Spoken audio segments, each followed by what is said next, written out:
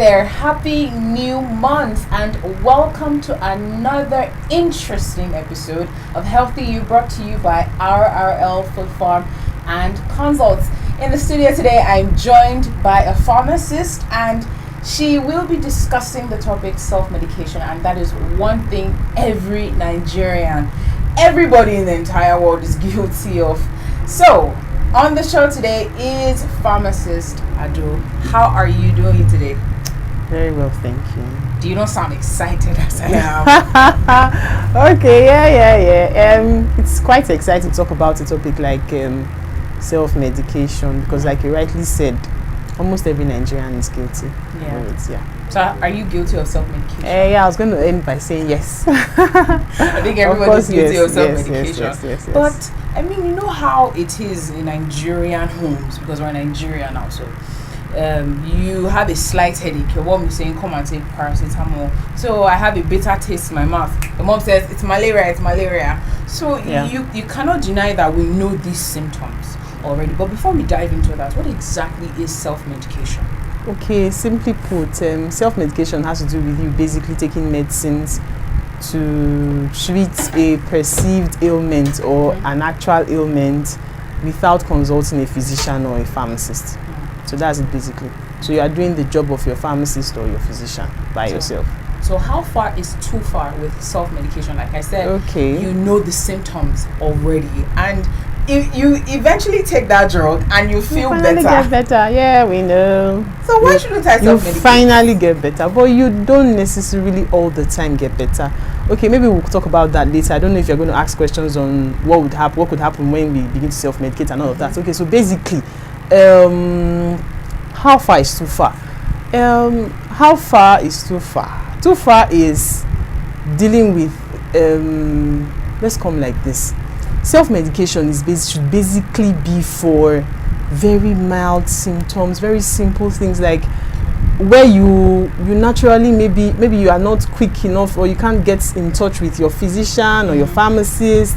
You just want to quickly, maybe you have a light headache, you want to quickly just deal with that while you still will reach out to your pharmacist or your physician. Simple things, headache. Because this is the reason why I said we cannot really say what's too far.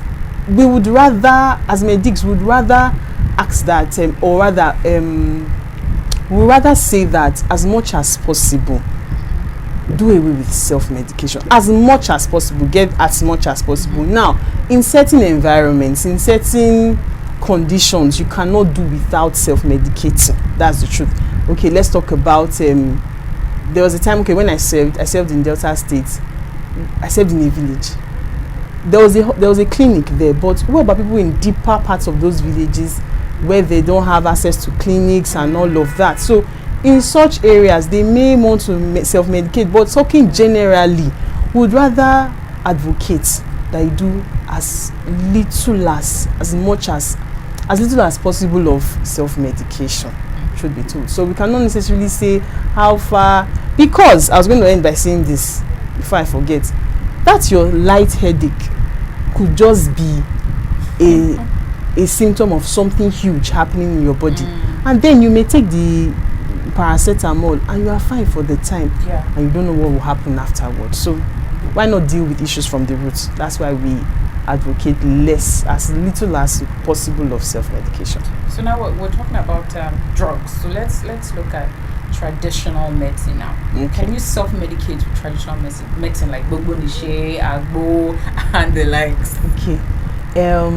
Self-medicating with traditional medicines is based on folklore. Like over the years, your grandmother told you this thing works, this granduncle said it works, and then it has worked for everybody over time. But the issues we have realized with traditional medicine, NAFDAC is into standardization of traditional medicines now, so you even get to see traditional medicines in quotes.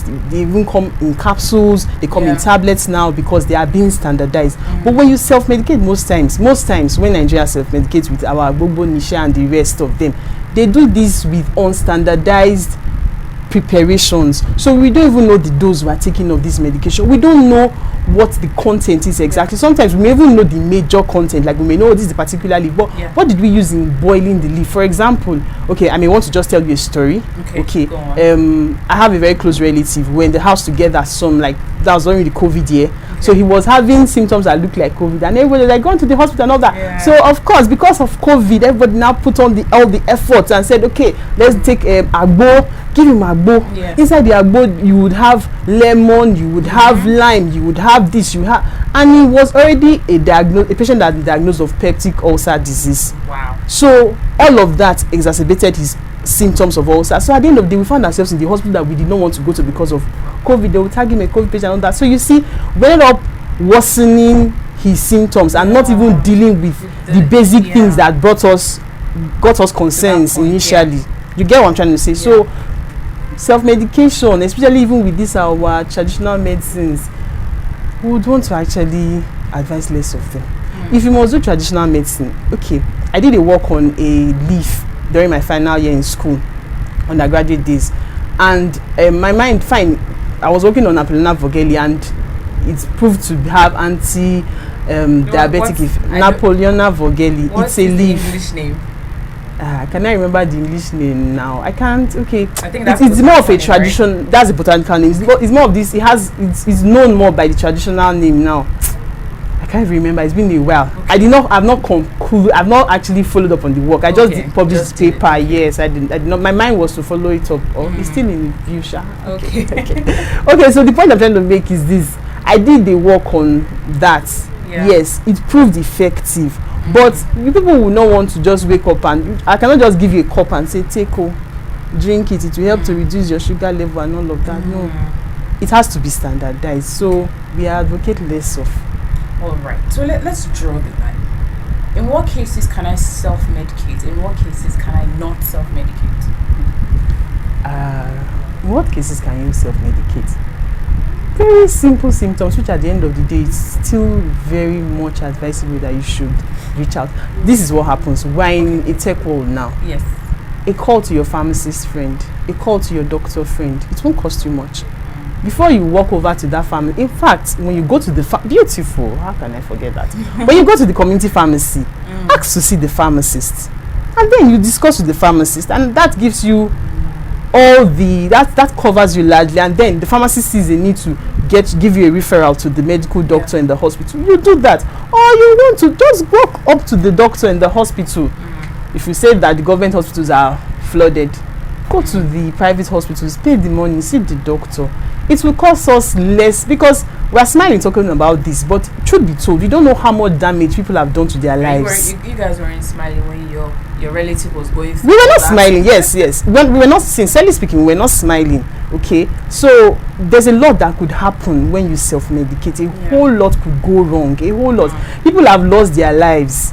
Why? Because when I was working, I worked at community pharmacy some years ago, and I was sort of a man who, they saw someone like, we saw him yesterday walking on the road though, and he's gone. You know, stuff like that. Probably if he had